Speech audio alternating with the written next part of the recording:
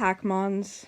It has officially been a year since I publicly came out as fictosexual. And things have changed so much for me over that. It's crazy. It almost feels like I was put on some sort of fast track to learning how the world really works. You know, I've already experienced tons of bullying, tons of trauma in my life, so I always, disliked people for the most part, but yeah, it's insane. You know, when I first posted that video about how Final Fantasy helped me discover my sexuality, it got, a lot of support from you guys, and I thank you so much for that. It was Pride Month, I was feeling empowered, so I was like, yeah, this is the time to come out. And for a while, I didn't think there would be any consequences, anything bad that would come of it. I just thought, yeah, it's a little known sexuality, but we'll try and spread the word. What could go wrong, right? Yeah. What could go wrong? I'm not sure if people with different sexualities or gender identities celebrate sort of or somehow mark the anniversary of them coming out. I don't know, like, depending on the person, is that like a big sort of thing, kind of like the anniversary of a wedding proposal or something? But wow, this is not how I expected my first year since coming out to be. I knew that fictosexuality was seen as like a fringe thing, kind of on the outskirts of society, but I didn't know it was this bad. Like, all I had seen so far are news reports of people marrying anime characters. There were a lot of people that said, oh, that's weird, but I didn't think much of it. Like, we'll have progress in time, right? It was so quick for me to discover how deep fictophobia is rooted in our society. If any of you follow online politics, which I vaguely do, you may have heard of something called the alt-right pipeline, which is essentially how consuming certain content that may seem innocuous at first can lead you down a rabbit hole of becoming a very spiteful person. The fictophobia pipeline is very real. It is so quick to go from, look at this guy who married an anime character, to, I want fictosexuals to die. I used to think that the LGBTQ community as a whole was very welcoming, accepting, and open-minded about everyone because they'd gone through so much. We're all in this together, right? And I quickly learned that it doesn't work that way. You can be hateful regardless of who you are, regardless of your ethnicity, your gender identity, your sexual orientation. You can still be hurtful towards other groups. Most people within the LGBTQ community don't accept fictosexuality as a valid sexual identity, and there are a lot of people that say that the word was created to mock members of the community, which, I'm telling you, I am not trying to mock anyone. This is the only word in the English language that describes the way I feel, the way I experience love. I thought that I was completely asexual, aromantic for the longest time because I didn't even know there was a word for what I felt. It felt so liberating to find that word and then to be told over and over again that the way I feel, the way I view the world, is somehow harmful to others. I didn't do anything. And I'm sorry if this somehow hurts you, the fact that I can find a fictional man attractive, but not a real man. I'm sorry if it's offensive, if it hurts you for some reason, because let me tell you, it hurts me sometimes. And saying that, it's almost like saying, I'm sorry for existing. That's really what it does feel like. I'm sorry for going on a journey of self-discovery without any external help. All these years that I tried to figure out who I was and what I was, no one was there to help me.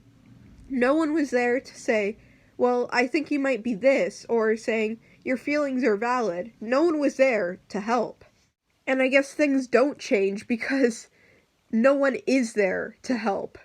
I try so hard to be a big, empowering voice for the fictosexual community, but it's hard when no one listens and people want you silenced. It's hard when you're made to feel like your entire existence is wrong and you should be ashamed of it. It's hard to stand strong and give helpful advice to others when no one is there for you.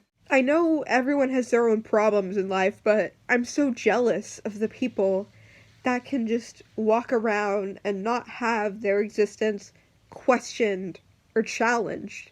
It starts to seem more and more like fighting a losing battle where nothing is ever gonna change, People say, don't worry, progress is just a turn around the corner, but where? When? When am I going to see the change? Am I even going to see the change in my lifetime? Let's say I live to be 90, 100 years. Will that be enough time for me to just be myself and no one's saying that I'm not real?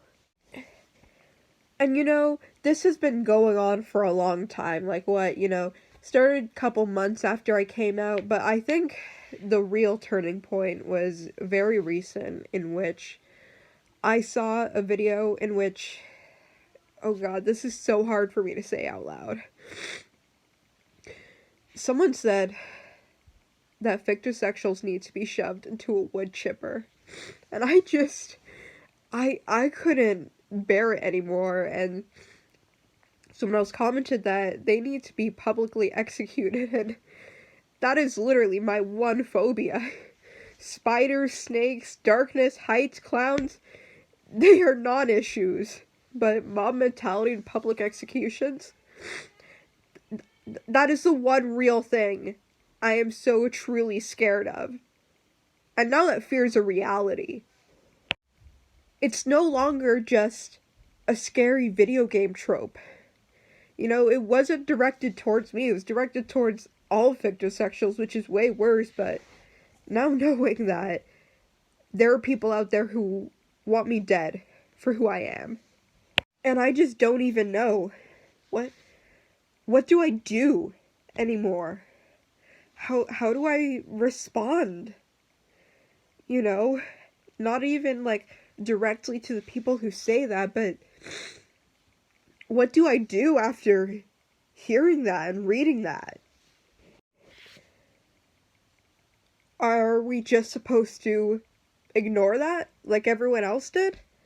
Are we just supposed to go, yeah, they said that, that's okay, let's move on? How is this not a wider conversation that's being had? Why are people not talking about this? We're just supposed to move on with our lives after death is wished upon an innocent group of people. And I'm currently in school right now to become a horror film director. And it's so crazy when the genre that you want to make into your life becomes so real to you. I so awkwardly, uncomfortably laughed through the execution from Resident Evil 5, the village from Resident Evil 4, the trial from Metal Gear 5. This is reality now. And here, there are no extra lives. There are no second players to help me through this. I am here on my own. And I've noticed that I've started to become more shy and less talkative about my sexuality with anyone, really. If people don't think I'm worthy of the LGBTQ label, then that's fine. I guess I'm not worthy. I've always wanted to go to a pride parade. The culture is just so mesmerizing. It's almost like the characters out of something I've created. It's like a fantasy, really. But now, I'm too scared because I know that I'm not even going to be welcomed at a place that is all about diversity and inclusion. I'm too scared to go because the minute anyone says something, I'm probably going to be scarred for life, just not talking to anyone anymore. This summer, I guess I can't have Pride, so I guess I'll go with the closest best thing. This year, I'm treating myself to a bunch of conventions, horror genre, anime, video games, and a bunch of merchandise. When I met the voice actor of Sephiroth and he quoted the Advent Children movie to me, that was such an emotional high point in my life. Like, that is something that, just someone saying, "Oh, you're valid." Like, one, that never happens. Two, like, that's just absolutely unmatched. To meet the person behind this man that I idolized and ultimately aided in my coming out, it's just an incredible experience. He doesn't know what I am, who I am. The people in line don't know what I am, but we're all here because we like video games. The guy that sold me the Persona 5 body pillow, the lady that sold me the Liquid Snake action figure, they know why I bought those things from them, but they don't say anything. They don't judge. They know. And they're okay with that. It's making them money, so they're not going to say anything. When I dress up as a character I created and people ask about it, I tell them they're curious and they want to know more information.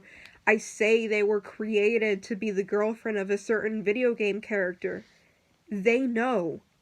And they're not going to judge. I mean, I can't see a bigger, raising a flag for this person doesn't like real men than I created this entire character, this entire convention personality based around my love for this other character. And people seem to really love me at conventions and other fan meetings. They love my costumes, my role-playing, my personality, and it is so obvious, from all those things put together. They know. Even if they don't know the word for or what it truly means, they know. And they are okay with that. What I wouldn't give to feel just a tiny fraction of that sense of belonging every day. So this year, as I become an onlooker to the rest of society, this year, I want things to change. I want this to be the summer, the fall, the winter, the year that I can actually go for more than a day without thinking such negative thoughts about myself. And I know this is never going to happen, but I want this to be the time where society finally listens. So this summer, as I look back on my first anniversary of coming out, it's been an insanely wild ride, and not exactly a happy one. But I'm hoping that one day I can celebrate my anniversary of coming out in a happy way. I'm hoping that one day I can celebrate this day with excitement for the future, rather than fear. And most of all, I hope that one day others will join in. Thank you so much for taking the time to listen to this. It really, really means a lot. If you know someone who's fictosexual in your life, please do whatever you can to make sure that they feel safe and welcomed around you. Because let me tell you that just one person can move someone's entire world.